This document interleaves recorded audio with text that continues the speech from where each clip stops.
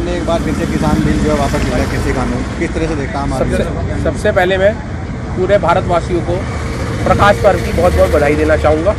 और जो आज मोदी जी ने तीनों बिलों को वापस लेके एक किसानों के हित में बहुत ही बढ़िया और सराहनीय कार्य किया है, उसके लिए मैं मोदी जी का दिल से आभार प्रकट करता हूँ।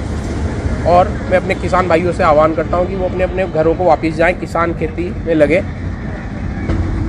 ने इतना बलिदान दिया, इतने लोग मरे, इतने लोगों ने इतना समय तक वहाँ पे भूखे प्यासे बेचारे ठंड में गर्मी में बेचारे पड़े रहे सड़कों पे। उनका जितना भी योगदान था सफल हो गया। मोदी सरकार ने जो लिए बहुत अच्छा काम किया, बहुत सराहनीय काम है, अच्छा है। हमारे जो मोदी सरकार ने काम किया बहुत अच्छा किया, ऐसे उन्हें बहुत पहले कर देना चाहिए था। आज गुरु नानक जी का बहुत बड़ा पर्व है और इसको देखते हुए देश के माननीय प्रधानमंत्री नरेंद्र मोदी जी ने जो फैसला लिया, उन्हें शुभकामनाएं। लेकिन शुभकामनाओं के साथ साथ मैं एक बात और कहना चाहता हूं कि यही फैसला अगर पहले ले लिया होता तो और अच्छा होता, क्योंकि इस एक साल में इस देश में बहुत से किसानों ने आत्महत्या की, बहुत से किसानों का नुकसान हुआ, बहुत से परिवार उजड़ गए। लेकिन देर आए दुरुस्त आए, मोदी जी को बधाई कि उन्होंने तीनों बिल माफ करने का आज ऐलान किया।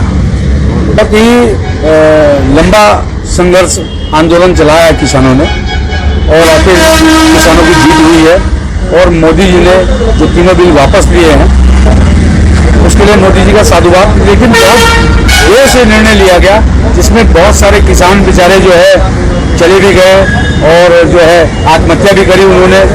तो मतलब बड़ा दुखद है, लिया गया, देर से लिया गया लेकिन दुरुस्त लिया गया। किसानों को पूरी तरह त्रस्त करके, किसानों की हत्याएं करा करके, किसानों को मजबूर सड़क पर छोड़ करके, हजारों किसानों के बलिदान के बाद आज ये किसान कानून वापस नहीं लिया गया। ये किसान कानून सरकार के मुंह पर तमाचा लगा है। अब देश में सरकार ये बताए कि अगर इसके फायदे नहीं थे तो इसको हटाए जाने के क्या फायदे हैं। सरकार को जिस तरह से सरकार ने कानून वापस लिया है, मुझे लगता है देश के कृषि मंत्री, देश के प्रधानमंत्री को आज नैतिकता के आधार पर त्याग पत्र दे देना चाहिए।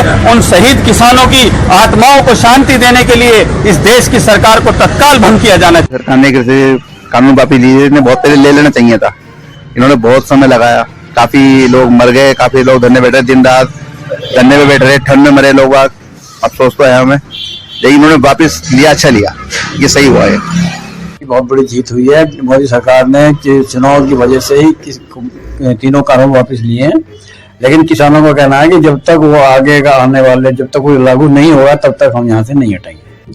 संत समाज पहले से ही इस विषय को लेकर चिंतित था। जिस प्रकार से पूरे देश में किसानों के द्वारा स्थान स्थान पर प्रदर्शन, धरने और उनकी मांग थी, सरकार अपना कानून का विषय समझाने में मुझे लगता है नाकाम रही। इसलिए ये फैसला समाज हित के लिए बहुत अच्छा है, मैं इसका स्वागत करता हूँ। क्योंकि किसान हमारे इस देश की बहुत बड़ी आबादी, लगभग 67% किसान इस देश में रहते हैं।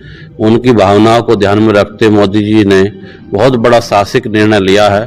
कोई भी सरकार जब कानून पास करती है, पार्लियामेंट में बिल लाती है, काफी सोच विचार के बाद लाती है और उसको वापस लेना एक अपने आप में बहुत बड़ी बात है। मैं मोदी सरकार का बहुत बहुत धन्यवाद करता हूँ। संत समाज हमेशा पहले भी किसानों के साथ खड़ा था, खड़ा है और हमेशा खड़ा रहेगा।